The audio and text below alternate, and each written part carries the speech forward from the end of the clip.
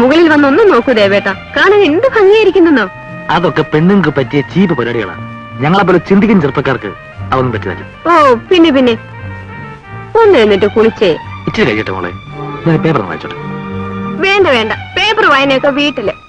നമ്മൾ അവിടുന്ന് തിരുവനന്തപുരത്തേക്ക് വന്നത് മുറിക്കകത്ത് കഥ അടച്ചിരുന്ന് പേപ്പർ വായിക്കാനാണോ? പിന്നെ എനിക്ക് ചുറ്റി നടന്നെല്ലാം കാണണം. ഇവിടെ കാണാൻ എന്തൊക്കെയുണ്ടെന്ന് ദേവേട്ടന് അറിയാമോ? മ്യൂസിയം, സൂ, നക്ഷത്ര ബംഗ്ലാവ്. എന്താ ദേവേട്ടാ? ഇതെല്ലാം എന്റെ കൺമുമ്പിലുണ്ട്. മ്യൂസിയത്തിലെ പുരാതന വസ്തുക്കളെക്കാൾ പഴകിയ ആചാരമര്യാദകളാണ് എന്റെ പൂർണ്ണിമയ്ക്ക്. കാഴ്ച ബംഗ്ലാവിലെ കുരങ്ങിന്റെ മനസ്സാണ് എന്റെ പോക്ക്. നക്ഷത്ര ബംഗ്ലാവിലെ നക്ഷത്രങ്ങൾ പോലെയുള്ള കണ്ണുകളാണ് എന്റെ കൺമണിക്ക്.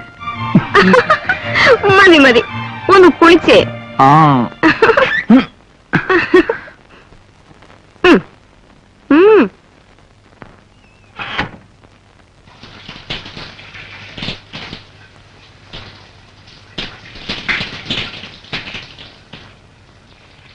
പൂർണിമ, പൂർണിമ,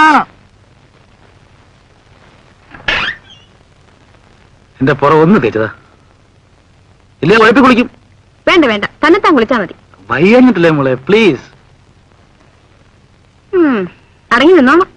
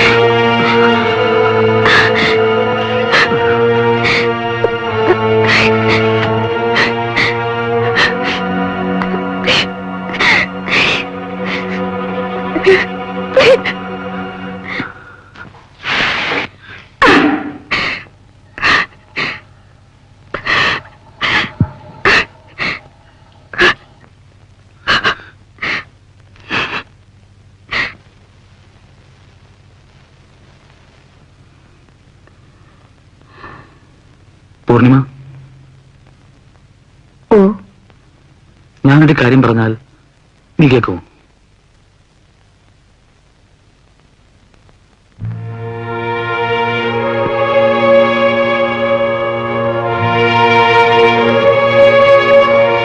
എനിക്ക് വയ്യ പോലെ.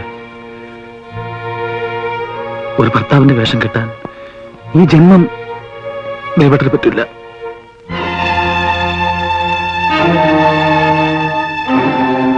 എന്താ ദേവട്ട എങ്ങനെയൊക്കെ പറയുന്നത്? ഞാൻ പറയുന്നത് കേട്ട് നീ ബഹളം കൂട്ടരുത്. നല്ല മനസ്സോടെയാണ് ദേവട്ടൻ പറയുന്നത്. നിന്റെ ജീവിതം ഒരിക്കലും നശിക്കരുതെന്ന് ദേവട്ടൻ ആഗ്രഹമുണ്ട്. മോളെ, നമുക്ക് വിവാഹം പോലെ നടത്തണം.